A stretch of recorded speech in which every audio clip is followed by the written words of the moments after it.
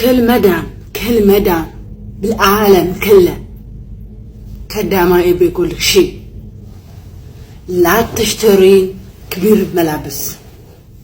شوفي لا تشترين كبير ملابس. كل مدام تايرة تعبانة عشان كل يوم ينزل تحت ودي فوق ينزل تحت. زين شلون نشتغل؟ شكل ماكو مشكلة نشتغل، بس هذا تعبانة 10 مرة ودي فوق تحت عشان تشترون مو مقاسنا. اشتروا مقاسنا كبير ملابس. ما نبي Arabni maaliidhaaf ijoollee kaddamaadha uffata babal'aa bitti beeytani. Addunyaa kanarra namni akka arabaa hinaafu hin jiru. Jalqaba irratti hinaafa isaanii akka uummata keenyaati miti. Uummanni keenya jechuudha amma abbaa manaa bira sigatee bakka fa'ee deema jechuudha. Dhugaa rabbii dantaatti hin qabu. Uummata keenya biratti hedduu olaman uummanni kun jechuudha. Garuu uummanni adiin kun abbaa manaa bira sigatee deemuu miti. Uffatumatti uffatti irratti iyyuu hinaafa dhugaa rabbii. Amma mucaa kana ilaala. Uffanni qabu uffata namni tokko uffatu moo uffata namni lama uffatu. Miilli tokko qofti kan namni 3-4 itti seenu jechuudha dhugaa rabbii. Kijiba koo wajjiidhaan. Mee numa ilaala dhugaa rabbii ginni badhatu. Amma mucaadhaaf kan bitame kun jechuudha. Uffanni qabu kan mucaa kanarraa ta'u billaaleekum akka biddilimsiitiiti yookiin akka uffata halkaniiti uffachuu nama danda'u. Uffata halkanii jechuun baxxaanii haasa jennuu san jechuudha. Biddilimsi meedhan biyya keenyatti illee fakkaata laalam. Yoo naannoo keessanii waan biraa jedhanii hin beeku. Naannoo keenya akkas jennaan uffata halka uffatan jechuudha. Wannuma akkasiisan laal mucaa keessaa mul'atu soo kan uffatte amma mucaa achi buutee dhabamte jechuudha. Miskiina dhugaa rabbii. Wanni akkanaa ijoollee kontiraata jirtu mudata yeroo baay'ee. Ijoollee kontiraata jirtu arabni uffata hanga maalii jechuudha. Ani akka biyyaarraa dhufeedhaan waa'ee uffata kanaa jechuudha. Ani alhamdulillah gammaatti uffata kana uffanne uffata surreedhaa fi shaamisa walirra godhan kana uffanne gammaatitti.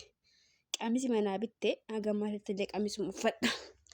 Yeroo san mootummaa jala jira. Qaamisi ani yeroo san qalloo takka baay'ee qacaacaa takka asirratti jechuudha. Qaamisa jechuudha yookiin shishina naannoo keenya ja'an kana jechuudha. Waa akka jallaabii hawwitii guddaa bittee natti fiddee badaabbu. Sanaani dalagaa isii dhiiga dhaabi hin beektanii rafuun hin jiru. Maa rafteen qaaqa maa daftee hirribaan kaaneen qaaqa salaatuma rabbii salaattu kana maa salaata turteen qaaqa. Dhugaa rabbii yaa'ii miti jechuu barbaadeeti. Ijoolleen mana kontiraata irraa wallaahi rabbi sinaa dandeessisu. Hedduu ulfaata jechuudha akka hundattuuyyuu jalaan bahu.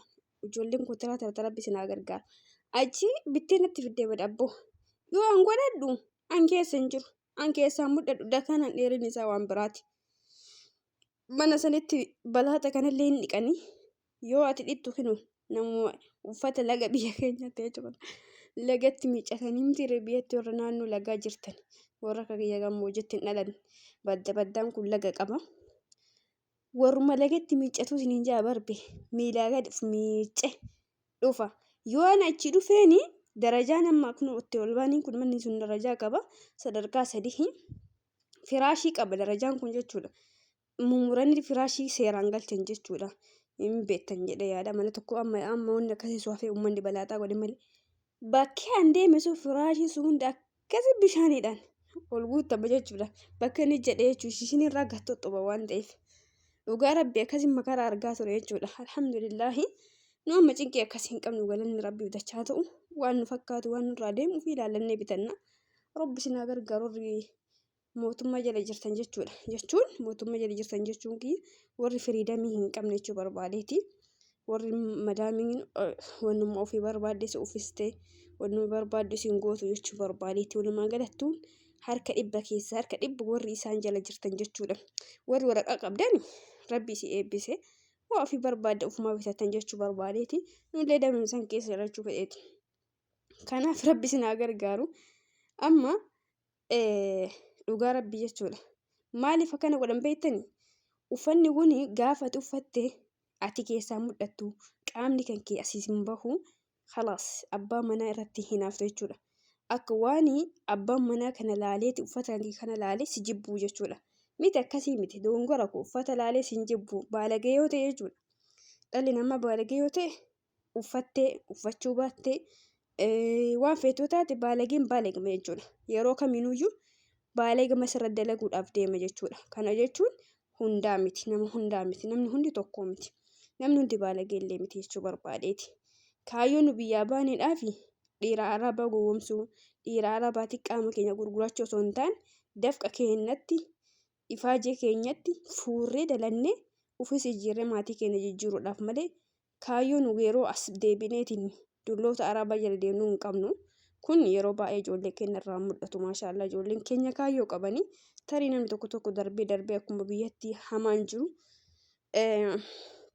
biyya namaa kana keessa illee hamaan jiraachuu barbaadeeti.